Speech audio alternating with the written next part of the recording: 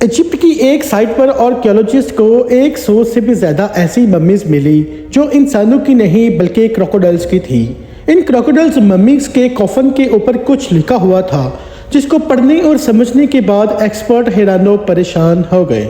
دوستو info voice کی video میں ہم آپ کو ایک بار پھر سے خوش آمدید کہتے ہیں۔ اگر آپ کو ایسی ہی انفارمیٹیو ویڈیوز دیکھنی پسند ہیں تو انفو وائس کو سبسکرائب کر دیں تاکہ آپ کو ایسی ہی انفارمیٹیو ویڈیوز دیکھنے کو ملتی رہیں۔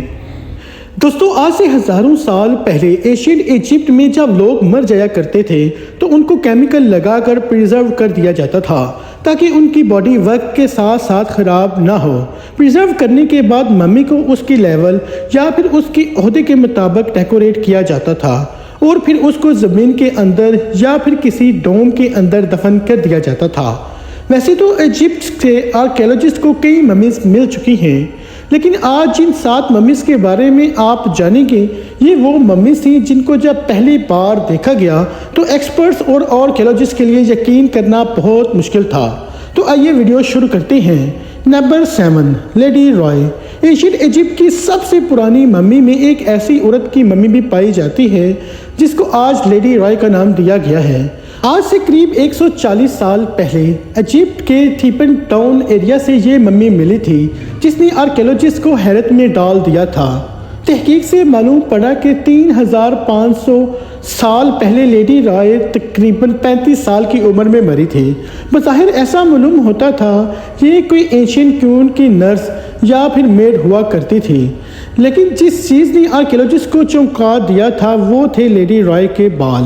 ہزاروں سال گزرنے کے بعد بھی لیڈی رائے کے بال ابھی تک اچھی طرح پریزرو تھے، حتیٰ کہ اس کے بالوں کے چند حصے تو ایسے بھی تھے جن کو دیکھ کر ایسا لگتا تھا یہ صرف چند مہینے پہلے ہی نکلے ہوں۔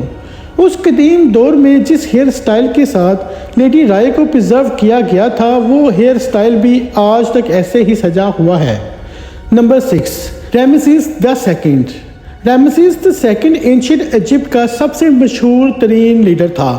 دوسرے ایجپٹ کے بادشاہوں کے مقابلے میں رامسیس II نے بہت لمبے عرصے تک اپنی بادشاہت کی گدی سنبھالی رکھی۔ جب یہ مرا اس کی ایج 90 ایئر تھی۔ رامسیس II کا فیرو 1981 میں ایجپٹ کے ایک چھوٹے گاؤں سکارا سے ملا تھا۔ یہ وہ جگہ ہے جہاں اینشین کنگز، کوئینز یا پھر اپر کلاس کو ہی دفن کیا جاتا تھا۔ جن کیرولوجسٹ نے اس ممی کو نکالا تھا ان کا کہنا تھا کہ جیسے رامسیس II میں اپنے دور میں پاورفل ہوا کرتا تھا، ہزاروں سال بعد بھی اس کی ممی ایسے ہی طاقتور دکھ رہی تھی۔ ایگزیکٹ نمبر تو کسی کو بھی معلوم نہیں، لیکن آپ کو یہ جان کر حیرت ہوگی کہ ریسرچ اور DNA ٹیسٹ کے مطابق رامسیس II 150 بچوں کا باپ تھا۔ 1974 میں یہ نوٹس کیا گیا کہ رامسیس II کی ممی گل کر خراب ہو رہی ہے۔ اسی وجہ سے فوراً یہ فیصلہ کیا گیا کہ اس کی ممی کو پیرس لے جایا جائے جہاں پر اس کی ٹریٹمنٹ ہوگی۔ لیکن انٹرنیشنل رول کے مطابق انسان چاہے زندہ ہو یا مرا ہو، بارڈر پار کرنے کے لیے اس کا پاسپورٹ ہونا ضروری ہے۔ اسی وجہ سے ایجپٹ نے رامسیس II کا پاسپورٹ ایشو کیا جس میں اس کو کنگ کا درجہ دیا گیا۔ یاد رہے کہ یہ دنیا کا پہلا پاسپورٹ تھا جو کسی مرے ہوئے انسان کے لیے ایشو کیا گیا تھا۔ پیرس میں لینڈ کرتے وقت بھی رامسیس II کی ممی کو بھرپور ملٹری آنر کے ساتھ روانہ کیا گیا۔ نمبر 5 ٹوٹن خامون یا پھر کنگ ٹٹ۔ اس فیرو کو ملنے سے نہ صرف اس کو ڈھونڈنے والے حیران تھے بلکہ ٹوٹن خامون کی ممی نے پوری دنیا کے آرکیولوجسٹ کو حیران کر کے رکھ دیا تھا۔ ٹوٹن خامون کی ممی جس کمرے میں بند تھی وہ زمین کے 20 فٹ نیچے سے ملا تھا۔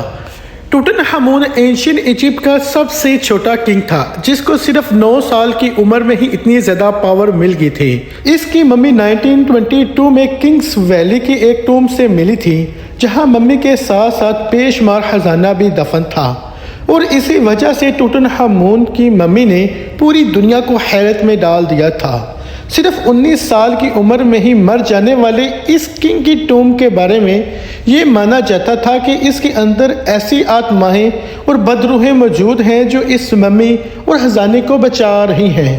لارڈ کناون وہ شخص تھا جس نے ٹوٹن خامون کی ٹوم کو ڈھونڈنے کے لیے فنڈنگ دی تھی۔ حیرت انگیز طور پر کنگ ٹٹ کی ممی ملنے کے چند دنوں بعد ہی لارڈ کناون مچھر کے کاٹنے کی وجہ سے مر گیا تھا۔ Number 4 crocodile mummy. इजिप्ट की एक एंशियंट सिटी उम्मुल बरी जहात में आर्कियोलॉजिस्ट की एक टीम काम कर रही थी। उनका टारगेट मम्मीज या फिर दफन हुआ खजाना ढूंढना था। उनकी उम्मीदों पर उस वक्त पानी फिर गया जब इस जगह से एक दो नहीं बल्कि 100 से भी ज़्यादा ऐसी मम्मीज मिली जो इंसानों की नहीं बल्कि क्रोकोडाइल्स की थी। हज़ारों साल पुराने क्रोकोडाइल्स जिनको इंतहाई महारत से प्रिजर्व किया गया था। पहले तो आर्कियोलॉजिस्ट को ये समझ नहीं था आ रहा कि आखिर इंसानों की जगह क्रोकोडाइल्स को प्रिजर्व क्यों किया गया है, लेकिन बाद में इन क्रोकोडाइल्स के कॉफन से कुछ ऐसी चीज़ें मिली जिन पर कुछ लिखा हुआ था और तब इस मिस्ट्री का गेम ही पलट गया। आर्कियोलॉजिस्ट क्रोकोडाइल से ज़्यादा उस लिखाई में इंटरेस्टेड थे जो हर क्रोकोडाइल के कफन पर लिखी हुई थी। आखिर हज़ारों साल पहले एंशिएंट इजिप्शियन का इन क्रोकोडाइल से क्या ताल्लुक था और इनको इतनी इज्जत से क्यों प्रिजर्व किया गया था।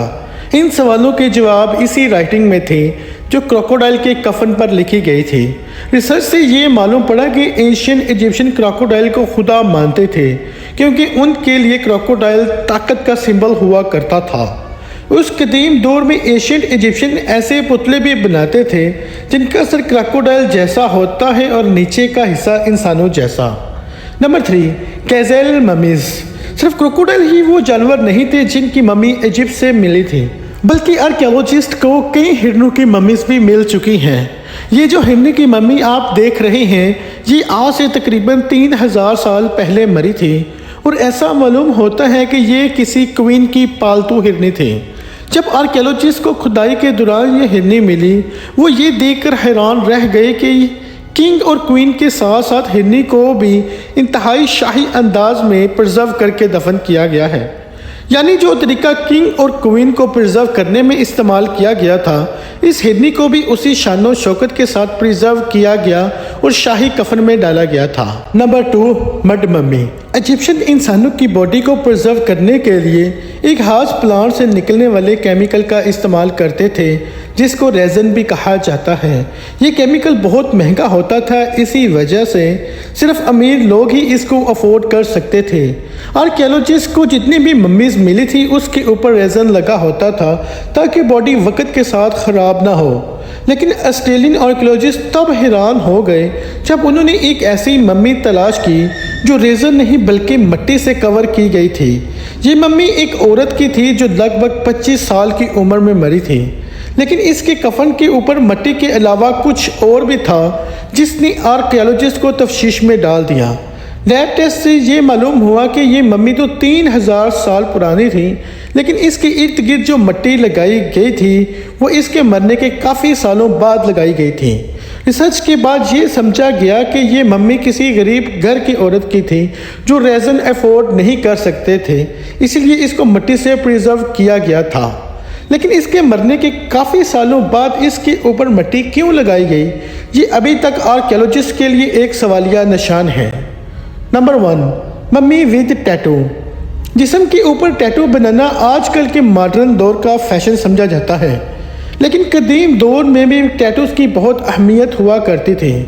इजिप्ट के डेर अल मदीना के मकाम पर आर्कियोलॉजिस्ट को 7 ऐसी औरतों की मम्मीज भी मिल चुकी हैं जिनकी बॉडी पर टैटूज देखे गए हैं। एक मम्मी की बॉडी पर 30 से भी ज़्यादा टैटू देखे गए। आर्कियोलॉजिस्ट का कहना है कि आज से पहले उन्होंने कभी भी मम्मीज़ के ऊपर टैटू नहीं देखे, लेकिन ये देखने के बाद ये कहना गलत नहीं होगा कि एंशिएंट इजिप्ट में भी टैटूज़ की बहुत इंपॉर्टेंस थी। एंशिएंट इजिप्शियन जो अपनी हर टूम को डेकोरेट करने के मास्टर थे, किंग्स वैली से लेकर गिज़ा पिरामिड्स तक, हिडन चैम्बर तक हर जगह हमें डेकोरेशन ही नज़र आती है। हो सकता है ये 7 मम्मीज जिनके जिस्म पर टैटूज बने थे ये उस दौर में वॉल आर्टिस्ट हों और इनका किंग्स वैली के चैम्बर्स को सजाने में भरपूर किरदार रहा हो। दोस्तों उम्मीद करता हूँ इन्फोवाइस की आपको ये वीडियो पसंद आई होगी और आप लाइक और शेयर ज़रूर करेंगे। अपनी राय कमेंट सेक्शन में ज़रूर दीजिएगा। मैं मिलता हूँ आपको एक ऐसी ही इन्फॉर्मेटिव वीडियो के साथ, तब तक खुदा हाफिज़।